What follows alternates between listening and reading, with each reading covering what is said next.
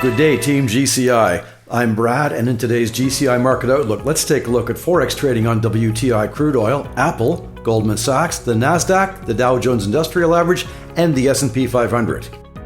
You may have heard about the simple buy the dip strategy in stock trading. Before we get into it, don't forget to like, follow, and subscribe, and feel free to leave a comment on what you would like to see in future videos. Unlike trading Forex pairs, which can go either way on your price action charts, stocks and indices are encouraged by investors to go up. So, buying the dip is a real strategy for some investors. On the Dow Jones Industrial Average and the S&P 500, price action fell to intersect this lower trend line, investors bought the dip, and prices rose.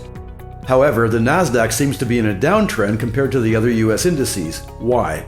Well, your homework is to look at the component companies of these indices.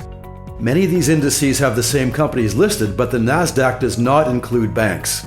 So, we see, for example, shares in Goldman Sachs and Bank of America rising dramatically and having a positive influence on the S&P 500 and the Dow Jones Industrial Average.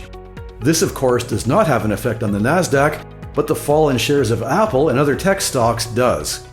So, keep an eye on the Nasdaq to see if we get a bounce off the lower trend line. We are seeing a steady rise in the price of WTI crude oil, but price action is forming a rising wedge, which is often a bearish sign. We are not getting much help from our technical indicators, so we will keep an eye on this.